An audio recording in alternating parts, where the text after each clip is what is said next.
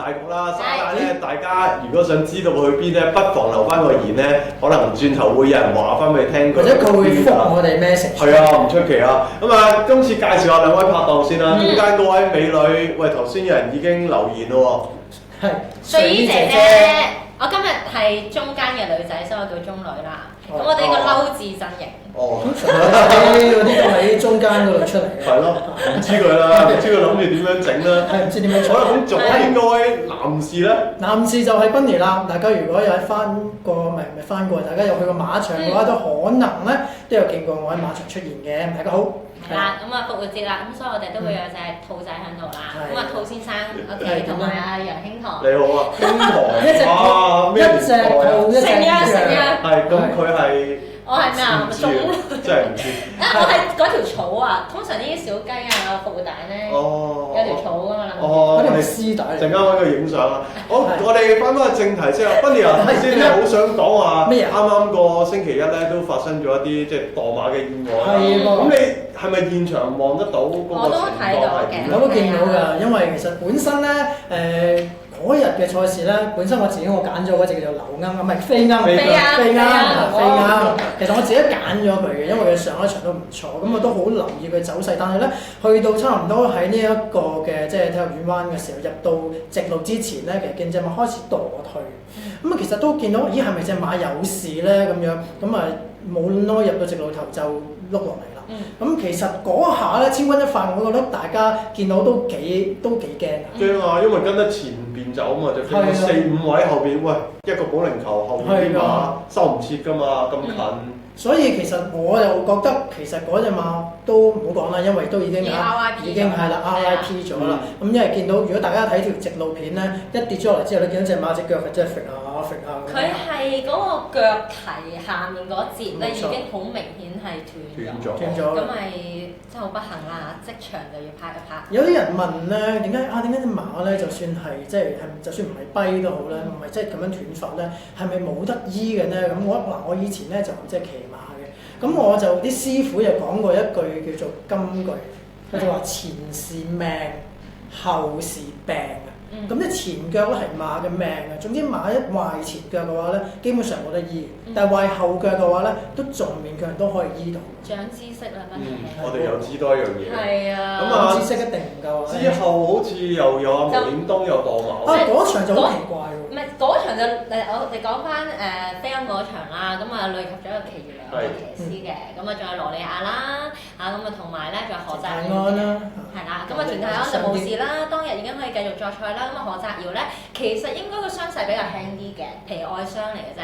咁有機會可能即係聽晚咧谷草嘅賽事，佢都可以跑到嘅，即係可以上陣嘅。咁又或者可能即係會分呢1、2個星期咧都可以見到佢。但係羅利亞方面咧就係呢個膊頭唔係甩臼係骨折啊！甩臼再骨折。係啊，甩臼再骨折。咁所以今季咧，我哋都未必可以即係。要唞咁耐。差唔多煩住。都係嘅，2個月 basic 啦，咁而家都4月。同埋你要再操起翻個狀態啊，係啊，咁啊，再講翻啦，毛顯東嗰場勁啦，咩輕100幾磅跑翻終點。其實毛顯東嗰場咧，我覺得係有好即係好神奇嘅。你見到嗰匹明目張膽咧，嗰個賠率嗰個變化，佢係由一個好落到啡燈，跟住一出閘咧就2個師兄弟側邊一夾佢，但佢好早就即係跌落嚟，同埋一早已經睇翻咧，即係個巡迴影片咧，阿毛顯東係即刻擒翻起身冇事嘅。一後生咪好咯。係嘛？係啊，後生啲大哥都唔係好老，我講嚟啫嘛。係。好，咁啊，不如講翻今次賽事啦。莫雷拉就停賽復出啦，咁啊啲人都係講話喂，支扶手棍又翻嚟啦。不如同大家講啦，嗱，莫雷拉試過一次感冒啦，一次9月停賽啦，佢復出咧加埋呢2個賽日咧都贏咗7場馬咁多。咁你哋又中唔中意阿莫雷拉聽晚啲馬咧？定係喂唔好啊？我唔中意佢啊！其實我不嬲都係雷神粉絲嚟嘅，即係 Magic Hands 啊嘛。咁同埋即係對於一啲咧初睇馬嘅人咧，真係會好 worship 佢嘅，即係好跪拜佢。係啊，因為好穩陣。咁但係對於阿 Bunny 兄呢啲嚟講咧，即係中意冷啲嘅話咧，有好分啲嘅話咧，就未必咁 like 啦。我唔知啊，我自己係中意嘅，同埋雷神手馬咧，肯定係好嘅，再加上快活谷咧，始終佢咧可以掟到個靚彎啦，可以入正直路咧，可以起勢咁樣追啦。平衡力好。係啊，咁佢始終騎功了得啦，我始終都好開心咁樣 welcome back。當然即係多咗一個我哋叫做熱門嘅保衞者喺度啦。咁但係即係對於部分嘅馬迷嚟講咧，因為你知啦，我有時喺馬場都遇到好多唔同嘅馬迷。咁有啲馬迷就會覺得場場都莫雷拉都冇錢分嘅，明明係啊，咁即係變咗你見到呢兩次咧莫雷拉停賽嘅時候咧，咦嗰啲派彩係都幾可觀下，即係就算一匹熱門馬去贏都好咧，都有分30幾、3倍、4倍嘅分頭啦。其實就真係，如果你話純係以博彩嘅角度出發咧，莫雷拉停賽真係好事。同好似上場咁樣啦，即係連我哋即係比較新啲有小鮮肉嘅潘明輝，你又中意啊？我逢係小鮮肉有啲聲味我都 OK。正官都中意潘安啊，潘頓啊，潘金就唔知啦。雙潘都殺晒啦！嗰日係咪尾場咁好簡單啫嘛？去到尾場咪揀潘頓、潘明輝咯。咁莫雷拉翻嚟，你又變翻心㗎啦，係咪啊？物歸原主啊！咁啊，首先而家谷草未有潘明輝先啦，但係即係你話雷神，我肯定會追㗎啦，即係繼續跟㗎啦。潘頓手馬都唔差嘅，咁同埋你睇翻即係成個大勢咧，睇翻隔夜呢個騎師王嘅賠率咧，大家都係中意雷神啦，1點幾，潘頓咧就5倍咁樣。咁你中意潘頓定莫雷拉？我每一場如果叫你買騎師王，我場場都變心嘅。呢啲咪明啦，入正題啦。咁啊，聽翻賽事咧將會喺 B 跑道舉行啦。上次呢條跑道已經數到3月15號啦。當晚咧跟前走嘅馬好啲喎，咁啊留後都有啲威風霸王啊、傑飛嗰啲贏馬啦。咁好啦，我哋頭先就閉門商議咧，就揀咗第5場咧，就一人揀一隻俾大家去分享下。不如女士先啦，係咯。我先啊，第5場啊，係咪啊？第5場啊。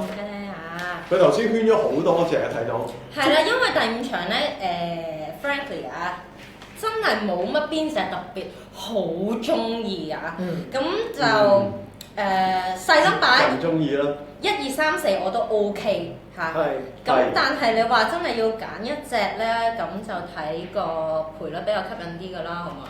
賠率吸引啲應該係4好啦。3、4啦，係咪？李昂大師而家暫時就23倍，咁3.9位置嘅。咁就要無顯東嘅坐騎啦，咁啊減咗10磅啦。其實睇翻呢一匹馬咧，哇！今季咧最近呢幾場一路都咩130啊、132啊、133頂磅咁樣嘅。今次換咗個無顯東啦，我希望佢可以好似咧之前啦，3月22號跑呢個谷草斯蘭嘅1500米咁樣咧，有一個輕磅嘅優勢。不過嗰一場咧，其實佢就即係搶得太前啦。咁我希望今次跑1650啦，咁佢可以咧即係擺翻一個好啲嘅位置啦，同埋睇翻咧之前除咗重磅之後咧，對上嗰場史卓峰去騎佢咧，佢又留得太後喎，變咗留得太後咧，佢後尾想追咧已經冇力啦，又喺外跌啦，即係追唔到上嚟㗎。你見到佢咧最尾跑到即係24秒38咁樣，基本上冇乜點追過嘅。咁所以我希望咧佢可以 keep 翻佢嘅 pattern 啊，睇佢 pattern 咧真係贏1場啊輸2場，贏2場又輸翻1場，咁樣數翻落嚟話唔定捉攤嚟㗎佢喺度。係咪咁梗係㗎啦？好似有啲買大細咁樣睇嗰個路㗎嘛，咁樣睇法，喂，其實話唔定響呢個谷草其實佢都叻嘅，而且呢個1650都係佢拿手路程嘅。分分鐘輕磅有個優勢，我今場又唔係特別有一隻好中意嘅話，呢隻跑出嘅話都幾好分㗎。我俾少少支持你啊！如果大家有睇翻上一場咧，呢一匹領航大師嘅即係巡遊影片嘅話咧，其實本身你睇呢匹馬咧，基本上譬如話3月8號嗰場。潘頓係留到最尾嘅11、11、33咁樣追上莫雷拉嗰場係11、11、33嘅，甚至就算之前潘頓1月4號贏嗰場都係7、3、1、1嘅。咁但係上場咧，史卓峰有少少進退失據嘅，佢喺對面直路差唔多上大石斜坡嘅時候咧，佢就加速發力嘅，但係嗰陣時佢係處於一個咧係2碟同3碟中間個位嚟嘅。咁去到入彎嘅時候咧，嗰段就發咗力喎，變咗翻到嚟咧，佢就冇啦，已經用咗嗰段力嘅。太早用咗嗰段力，咁如果今次咧，即係無顯東，我覺得無顯東騎呢一個後上馬咧，比佢騎放頭馬會比較好啲，因為佢就算紐西蘭都係騎後上馬比較叻啲嘅。仲有一點我就想補充，再 support 翻阿 Bunny 嚟 support 我嘅，點解咧？呢一匹馬今次咧攞咗個即係黃牌嚟到出賽，我睇翻呢一匹馬打過6次黃牌啦，有1次 win 2次第3。你再睇翻近呢3次嘅黃牌啊，或者嗰啲優先參賽咧，有2個第1，1個第3。所以今次機會嚟啦，飛雲。即係23倍，飛雲就11號喎，係喎。飛雲寶你中唔中意啊咁？飛雲寶我唔係話特別中意，因為始終佢都係初跑呢個谷草啦。咁啊 Andrew 你自己有冇揀咗啲乜嘢？睇下我哋楊兄台先。點解都係兄台咧？我又唔明。因為我想表達我係幾尊敬嘅細個。佢18歲啊嘛，聲稱。好啦，咁啊，我自己中意隻君子承諾啦。頭先都同大家講過話，3月15號留後追嘅馬咧，相對即係難啲去入到位嘅。呢隻君子承諾其實啱啱嗰場1650米都係留喺個後邊嘅位置啦，入到直路咧都係追得好犀利上嚟跑過第3啊！咁你望翻呢場，其實啲放頭馬都唔少啊，有啲領航大師啊、駕勢堂啊，甚至乎隻由心出發咧，我相信佢今次2檔位又好翻啲，咁啊又適應過一場啦。咁今次咧，我相信佢會跑得更加好都唔出奇。我其實覺得今場咧，其實都即係放頭馬，你話好多人，即係又唔算好多嘅。係啊，又唔算好多嘅。咁嗱當然我哋要講下雷神嗰隻大熱門先啦。暫時而家隔晚咧，暫時買到2倍啫，飛馬在喂 Andrew 你點樣睇咧？其實我飛咗呢隻。點解咧？你係憑咩飛咧 Isis？我覺得佢要克服出閘嘅問題。始終呢一隻馬又漏閘，跟住又煩躁不安，即係始終。燥底。係啊，佢有啲漏閘，佢未改到啊，所以即使換咗雷神上去都好啦，我會係咯，同埋佢而家已經得嗰2倍 win，係啊，所以我飛咗咯。都係嘅，我同意阿 Isis 咁講啦。啱啱嗰場無疑係追得好勁啦，今次用阿莫雷拉都係一個即係大家嘅扶手棍啊，再加埋佢一檔啊，咁你再計騎練合作今季谷草咧都70%上名嘅，但係都係好似佢咁講，我驚佢有少少慢閘咧追唔切。咁上次即係頭先同大家講過話 B 跑道唔係話十分之嚟追咧，佢咁樣蝕咧。一慢就未必蝕得起咯。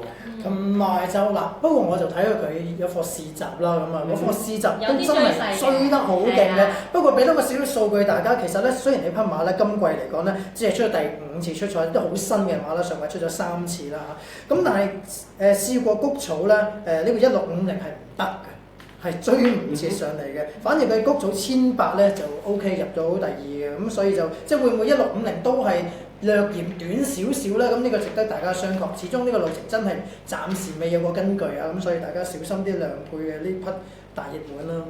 賓年唔中意雷神，咁你中意邊隻先？其實咧嗱，我本身我睇一對放頭馬嘅，咁啊2號啦妙錦同埋9號由心出發。妙號我撐，妙號真係妙號。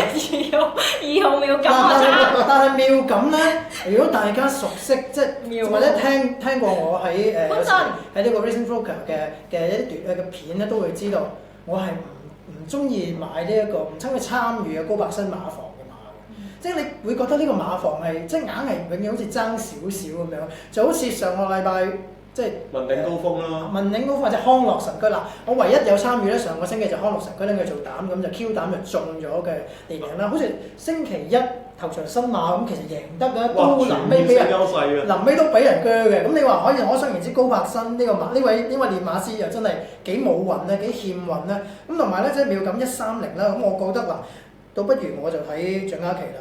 即係雖然啊，星期一佢就即係令到我哋都有少少失望啦，有啲馬。我第一場已經開始失望。可能聽晚有希望咧。係啊，咁得即係始終呢匹馬佢肯定喺前面放到頭嘅馬嚟嘅，同埋佢嘅排位咧就比妙錦咧都會我覺得會好啲。同埋小妹放頭係輕啲啦，係啊，咁116磅。咁因為你見到即係就算之前咧韋達咧都可以能夠即係跑到第2嘅馬咧，即係韋達已經而家喺大家嘅心目中已經唔係一個好頂級嘅騎師嘅啦嘛。13少有引好噶嘛。係啊。阿偉爵爺。係啦。今次停咗。有兄台有爵爺，佢翻咗清朝。係啦，你諗下即係其實韋達而家個騎騎馬方法就佢哋順住隻馬走嘅啫，即係隻馬有佢就有嘅，隻馬冇佢就唔會逼隻馬咁，即係好似晉王賽呢隻馬有嘅，佢唔能夠贏咯，佢唔會刻意去強求隻馬。咁你諗下韋達騎呢匹由心出發，佢都能夠咧試過能夠即係跑第2嘅時候咧，咁我覺得即係蔣嘉琪換上更加順住隻馬放，只要咧妙感唔係點樣太搞佢嘅話咧，即係唔會拉得太快嘅話咧，由心出發，我覺得能夠入一席咧都唔係太難。同埋個評分比之前贏馬係加咗2分啦，但係個副榜換咗阿嘉琪妹之後咧，就足輕咗。咁用阿蔣嘉琪減磅都係唔諗㗎啦，一出閘就擺喺前面走。係啊，咁苗禮德、蔣嘉琪、苗禮德、蔣嘉琪呢個合作，咁多競技嗰啲大家都知道成績係啊，成績真係非常之好啊！咁啊，又靚咯。第5場我哋就揀咗啦，分別係4號嘅領航大師啦，跟住就係12號嘅君子承諾同埋9號嘅由心出發，睇下我哋呢個組合有冇機會可以跑。咁我覺得如果大家仲有2號妙感係啦，咁大家即係我哋第4選就2同5裏邊揀啦，即係有時雷神好大，好即係我覺得好令到我哋啲揀馬或者評馬人咧會好頭痛，就係話有時你唔預佢咧，佢就永遠就走入嚟一席咧，就永遠炒我你啲三名彩啊或者連贏咁樣。所以即係我覺得如果大家睇翻臨場啦，即係譬如話聽日莫雷拉嘅表現係即係對版嘅話，臨場可能你兜翻隻飛馬再威作翻一個配腳，係啦。如果臨場佢就唔好話真係飛咗佢真嘅。好啦，我哋重心場次係揀完啦，不如我哋一人揀一隻俾啲即係觀眾，即係攞翻少少 reference 咁啦。揀隻咩啊？一人揀一隻馬膽啦，全日呢度8場賽事，你最中意邊隻馬？我最中意咧，即係我冇乜重心可言，因為我場場都有唔同中意，我都變心嘅。都幾花心。咁但係如果你話以聽日啦呢個夜馬咧，我就中意第6場，因為跑少一隻，咁我當馬係好開心嘅。做功課嘅時候，咁就講第6場啦。好。咁第6場咧，我都有一個重心嘅，有一隻重心嘅，咁就無險東嘅又係一套旅遊多寶，咁啊都係即係輕咗10磅啦，咁。個檔又啱去跑啦，同埋睇緊呢一隻馬咧，講緊即係今季啦，其實即係都跑咗成7場啦，一路 keep 住最近呢幾場都有獎金啦，又入到位啦，仲要對上嗰場 win 埋呢個谷草1000短途嘅賽事啊！咁其實睇翻佢咧都中意放頭啦，所以佢 C3跑到 win， 我覺得佢都幾叻嘅喎，其實。由頭燒到尾喎。呢場幾多放頭？好快！呢場好多放頭。係啦，咁佢唔怕啦，而家又輕咗咁多磅，肯孭個100磅，使乜驚啫？放頭咯，再燒翻嚟咯。咁再加上呢一個嘅谷草1000米路程係佢拿手嘅路程啦。咁同埋咧，我自己覺得咧，呢一隻馬可以即係喺呢一場咧，之前對過嘅有好多嘛，譬如有威風霸王啦，譬如有呢隻嘅聰明申報啦。咁其實呢3隻我都中意嘅。咁但係始終佢有一個嘅讓磅啦，上一次又同阿毛顯東已經合作過，贏過，我覺得可以連勝。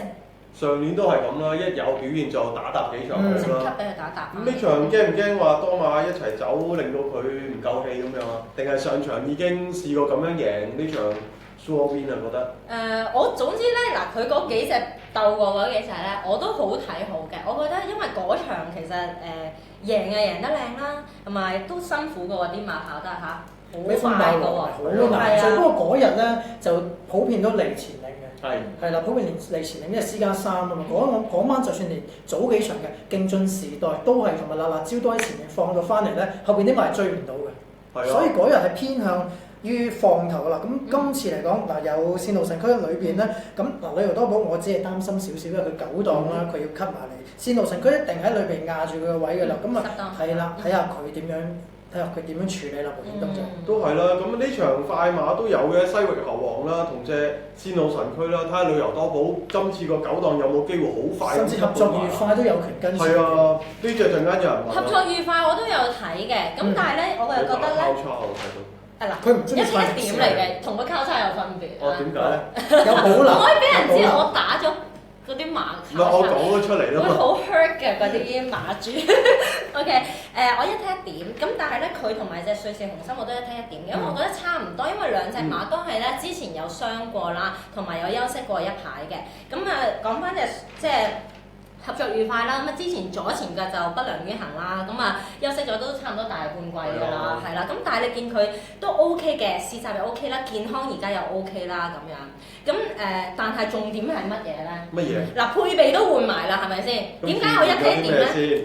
重點係潘頓冇揀佢旗啊，揀一隻瑞士紅心啊！仲要退出埋。退出埋。係啊，仲要退出埋喎，都冇揀落去。但所以咧，我就覺得潘頓同佢試咗個集都冇揀落去咧，可能即係有少少咧咩咯？哦，自己估啦，有兩個係啦，有一個 big 上去啦， question mark 係啦，有個 big question mark。不過容天鵬出一對波啊！嗱，12號有位啦，幸運興隆又有棒哥㗎啦，合作愉快都係棒哥嘅。試習都好啊，幸運興隆同一課集。冇錯啦，冇錯啦。阿 Andrew， 你覺得幸運興隆你覺得點？因為如果佢爭1分就可以落班跑啦。如果佢落班跑咧，就應該贏面係高好多添嘅。佢有少少暗盤嘅味道啦，始終即係收埋嚟做咗咁耐，萬試嗰個集過咗終點個餘勢相當之強。咁今次楊明倫同阿梁家俊成日都係用天棚馬房咧嗰啲爆半冷嗰啲組合啦。咁你依個路程你恰你唔即係你覺得佢冇路程根據就俾翻個賠率你咁。呢啲馬隨時殺入一隻。咁佢延遲報名係咩意思啊？唔夠馬，跟住俾佢報埋咁樣咯，即係有空缺你咪可以報咯。關唔關佢之前即係可能入閘之後煩躁不安？都唔關。試習合格有啲試習合格就得啦。不如你中唔中意啊？其實幸運興隆我會比較中意啲，咁因為即係始終睇課集同學阿 Andrew 咁講啦，哇佢過完終點嗰幾步先至吸引啊嘛，咁所以我覺得如果你話冷門嘅幸運興隆，因為起碼前面一定快放馬夠嘅，呢一匹幸運興隆可以跟住跑，唔需要帶頭又唔需要留得太後啦。咁啊只要佢搞掂翻，唔好似佢上次沙田咁樣入完閘之後喺度扭計嘅，係啦，咁佢就應該，我覺得即係呢一分未必一定要減嘅。佢都冇所謂啦，馬房有陣時啲部署都係3班輕磅可能好過4班重磅啦。冇錯。Bunny，你全日中意邊隻啊？其實咧，我就揀到去尾場嘅啦。我見到咧，Andrew 你都有揀呢匹馬嘅，咁咪就係即係翡翠復星。上場我就真係輸得好唔憤氣，即係輸少少爭一步啊！梁家俊係啦，我就唔係怪梁家俊嘅，咁但係始終嗰場真係我唔係怪佢，係啦，我唔係怪佢，因為同阿 Kit 都好熟，咁我又唔會怪阿 Derek 嘅。咁但係即係上場我諗咁好分嘅賠率咧，其實我覺得真係絕大機會喺上場係贏，咁但係今次換翻潘頓賣到28蚊咧，就真係變咗一啲叫做食之無肉，係啦，食之無肉，棄之可惜嘅感覺。不過咧，如果呢一場嚟講咧，即係除咗翡翠復星夠勁之外咧，我覺得有一匹馬咧，大家可以諗諗咧，就係呢一匹咧1650嘅專家金絲叻將。咁其實即係已經減到去即係68分啦。咁其實佢72分咧都能夠贏到馬嘅。咁今次咧就換翻上國能。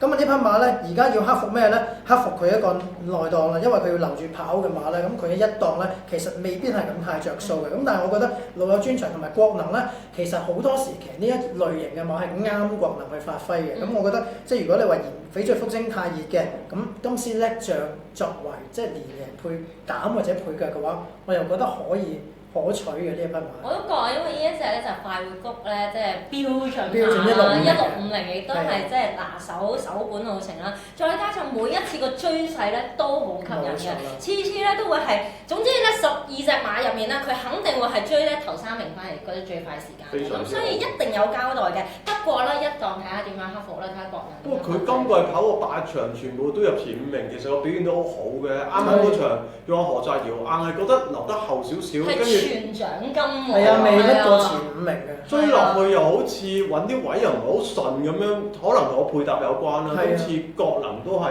即係合拍慣嘅騎師咧，可能會幫到你。同埋點解我覺得翡翠復星今場唔太抵？雖然我中意呢匹馬，但係我覺得28蚊唔抵嘛，就係呢一場唔係太多放頭馬。咁你數埋你能夠放頭嘅主力啦。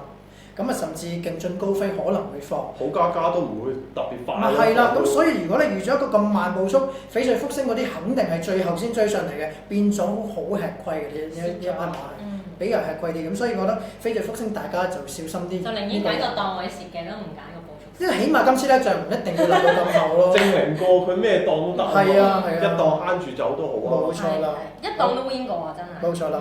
Andrew 你又揀咩咧？今次我中意你嘅救女喎，你又霍利時啦，我又霍利時。我中意第3場9號金飯碗啦，始終今季贏咗2場5班賽啦，其後即係俾佢唞咗2個月先再跑，嗰場就即係慢步速之下追咗第4名翻嚟啦。咁啊再出柏寶就好心機跑嘅，一出閘就撻咗喺前面放頭，就有少少慢步速嘅情況之下咧，跑咗個第2名翻嚟。呢場你話真正嘅快馬又唔係話咁多，我數嚟數去辣辣椒啦，同隻勁伶俐，咁呢隻馬2檔，咁喺佢隔離1檔嗰隻破風者咧，試閘見過佢慢閘嘅，佢甚至乎呢隻金飯碗可以貼欄走咧，我覺得都幾着數。咁上場贏唔到，睇下柏寶可唔可以幫呢隻馬贏翻場，佢又轉下運啦。近排呢一匹都算柏寶嘅私家馬。係啊，呢匹金飯碗真係無論內檔外檔擺前擺後佢都得㗎，咁所以我都好中意呢一隻。因為放頭嘅馬，即係學下頭先阿 Andrew 話齋，辣椒一定會放佢，因為佢當啱啦。勁伶俐就要 cut 少少埋嚟，變咗如果勁伶俐未 cut 得埋嚟嘅時候，可能金飯碗已經食咗個位咧，變咗係好跑嘅馬。咁霍利時今季個成績都好好啊，特別係草，哇啲馬打搭都有嘅，降有幾可見啊！係啊，咁所以我哋都中意啲霍利時馬房嘅馬啦。咁啊，大家如果有問題或者有話想問我哋幾位咧，歡迎喺翻個問答欄嗰度留言俾我哋。咁啊，破冰者佢想問破風者。破風者，我揾咗好耐都揾唔到破冰者。破冰者，佢下一隻馬，如果佢用馬主就變破冰者。破風者頭先講過話，佢試閘都有啲慢，但係埋門嗰課1000米就5萬就贏咗翻嚟。咁 Bunny 你中唔中意啊？我覺得可以睇一睇今場點樣先，因為其實3場係啦，其實嗰場你話嗰組試閘咧，其實你話啲對手好強咩？又唔係咯，即係保羅威威嗰啲就唔係，其他好多馬都天下為公啊，或者即係嗰課閘架勢嗰啲馬，其實都唔係話好叻㗎嘛。咁你破風者同住側身，大家都試閘，唔係咁真係咁落力底下，佢係跟住個靚位5-1咁樣走位贏。我覺得呢課試閘又唔可以話真係作為一個好好嘅參考咯。始終今季初出亦都未有過任何嘅證明呢一匹馬係適合呢個路程咧。我覺得可以暫時我會觀望一下先。係啊，同埋即係轉咗馬房咧，即係可以睇一睇咯。其實個試閘我係覺得 O K 嘅。尾嗰課，最後嗰課。最後嗰課即係5-1嗰課真係有追下㗎。咁同埋即係都休息咗大半季再出啦。咁我覺得其實個檔各樣咧都可以話係啱去跑嘅。咁同埋又轉咗啲配備啊，即係俾咗啲咩口鹹鐵佢啊，咩滾液啊嗰啲咯。咁我覺得馬房係有想幫一幫佢㗎，係啦。咁所以睇到時候隻馬神色如何啦。好啊，頭先有人問隻雷工作咁啊，Bunny又講過啦。有人話翡翠福星太熱放棄佢。咁啊，講埋第幾場？第8場講緊第8場。好啦，嗱，繼續第8場先。有人問隻猛闖我10號，兩位點睇啊？猛闖上場啊，其實呢幾場我自己就都冇去，即係我有留意，但係就冇去參與，因為我見隻馬好似佢即係嚟得比較上慢，咁啊上場跑第4，咁就算你莫雷拉都係跑第4啫，咁啊今次嚟講睇翻佢神操裏邊咧，都唔似一貫魔會想搏殺嘅手法，起碼真係冇落過草地啊嘛呢匹馬，咁。尾場嚟講，我覺得嗱咁樣啦，咁睇啦。你話呢匹猛闖，起碼側身一樣嘢，同埋即係一再證明佢跑埋底佢係適應嘅，起碼佢都能夠2次都就即係第4名咁樣，係適應嘅。咁而家咧佢已經減到63分啦，咁啊有個榜之利咧，咁希望其實即係佢可以唔使跟咁後噶嘛。呢場步速嚟講唔係快嘅。步速應該都會慢嘅，唔多快放馬嘅。變咗嚟講，佢上場賽事咧，佢嘅走位係2224，即係佢試過跟前咧。我覺得今場你可以作為嘅配腳一隻咯。我都會只係擺配腳啦，因為佢即係上一場其實你見佢跑第4，但係都減咗1分嘅。係啊。係啊，所以唔係話即係好有潛能咁樣發揮出嚟啦。同埋見到佢末段都有少少弱弱地嘅，咁所以都係到時候會，如果佢冷冷地嘅話咧，我就會。都幾難喎，大家都追開。冷味濃。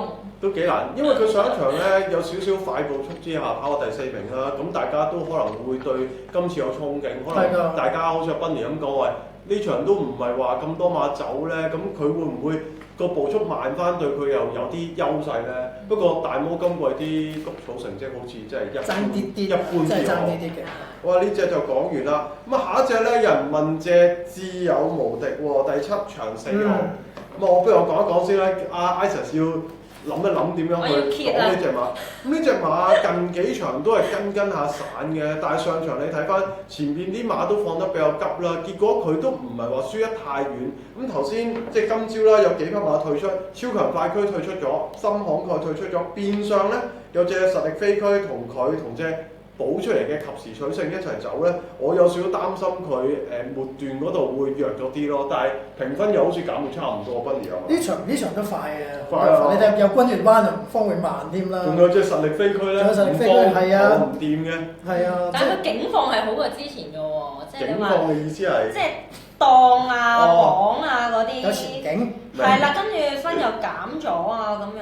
再用阿妹擺前面走咯。係啊，所以其實係有利咗嘅。諗下會唔會真係太多馬前面走？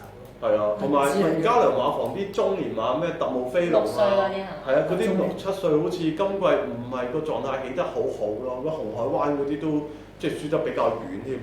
好，咁啊，大家 Isis 有冇嘢補充啊？即係自有無敵。即係自有無敵冇啊 ，OK 啊，我覺得換阿妹幾好㗎。或者你呢場，我覺得可能有驚喜嘅呢一隻，因為其實佢今季即係出咗個3場咧，佢都係。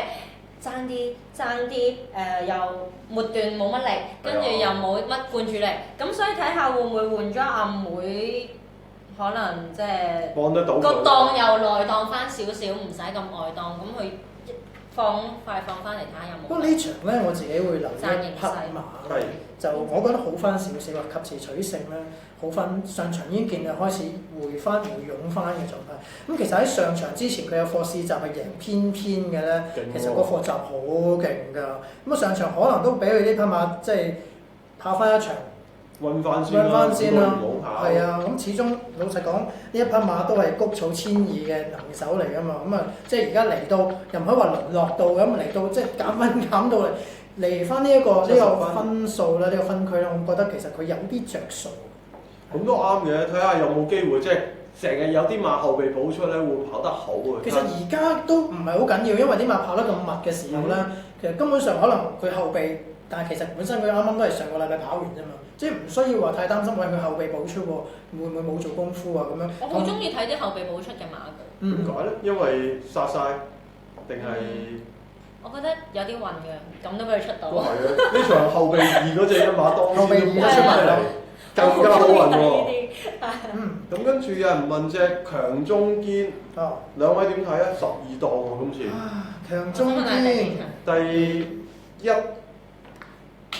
二場4號強中堅。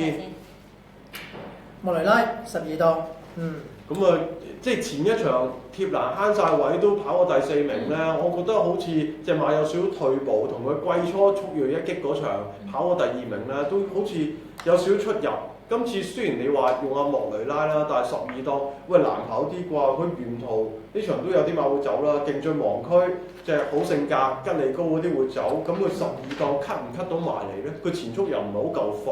佢一定要追㗎啦。同上次一樣咯。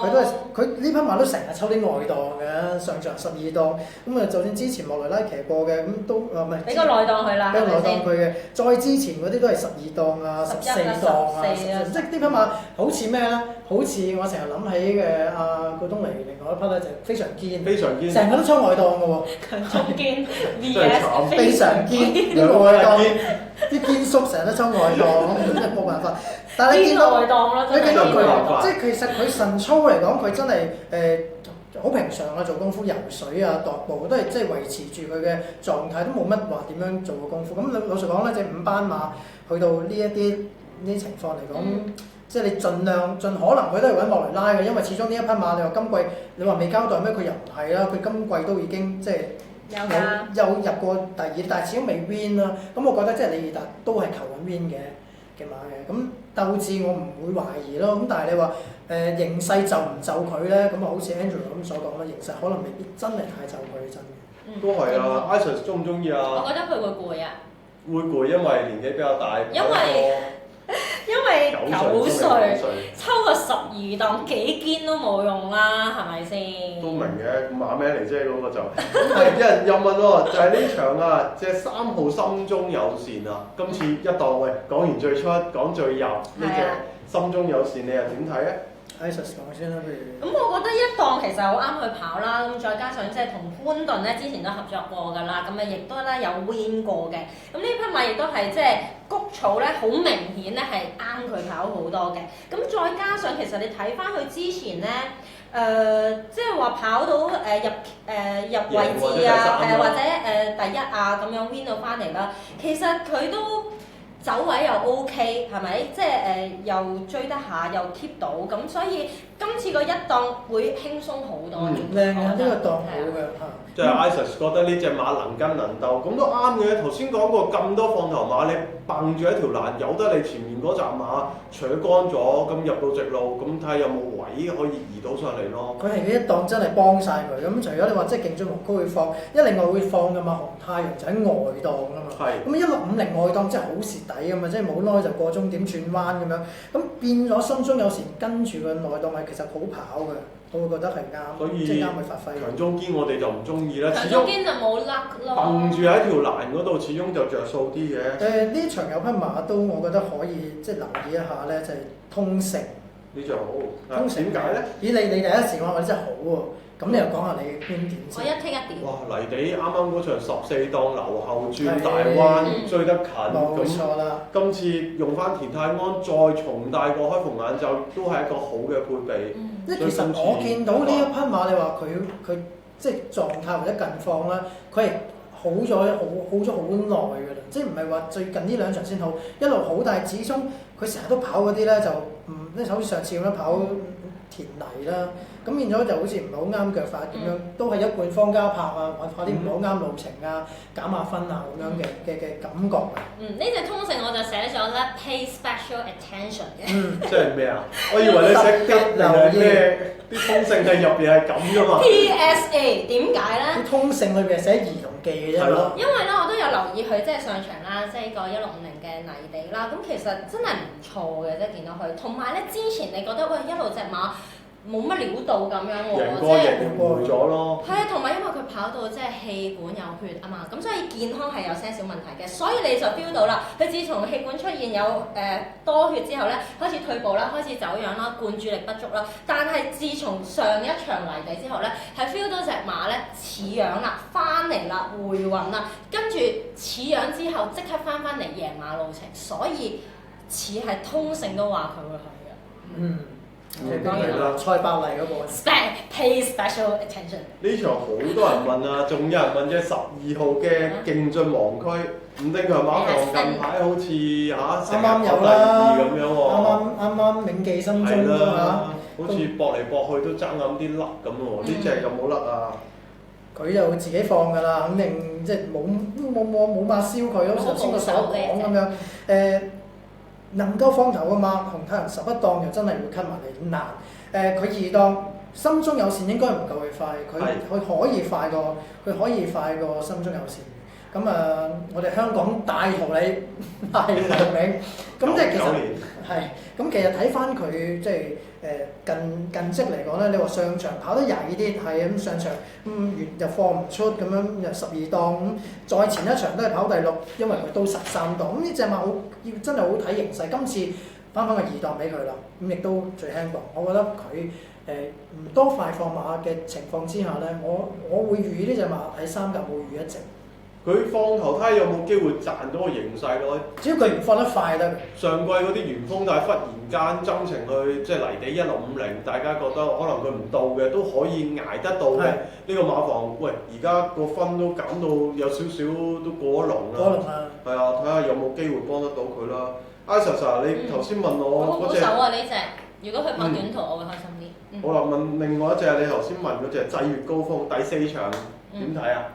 你等陣先，12檔，你問翻佢嗰啲12檔點睇喎？你嗰邊問啊？點解我嗰邊冇料到嘅？可唔可以？唔係撈緊啊！你個 WiFi 撈緊，所以我幫你問。點解可唔可以俾啲心心啊？俾啲 like 啊，問下問題啊咁樣。最高峰其實前一場12檔喺個外碟嗰度蝕住位散啦，啱啱12檔變一檔，諗住好大機會跑得好，點知入到直路騎落又多。我覺得跑得仲衰過12檔添。咁今次變翻12檔，你點睇？係咪外檔啱啲咧？但係跑翻12檔又唔係。幫我打電話問晒。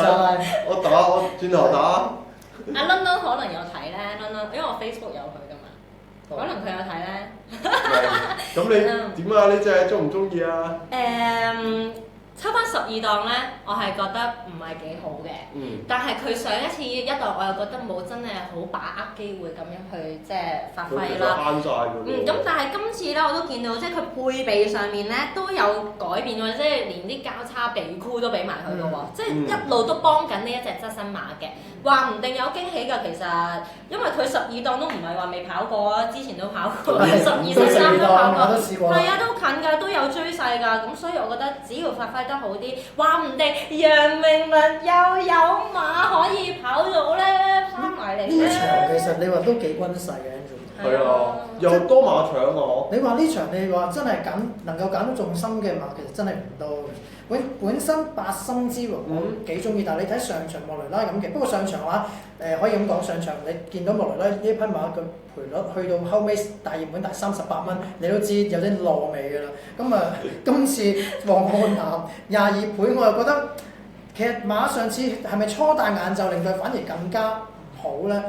未知。太新鮮。係啦，未知咁啊，試過一場咁啊，操練上面都唔覺嗰啲咩。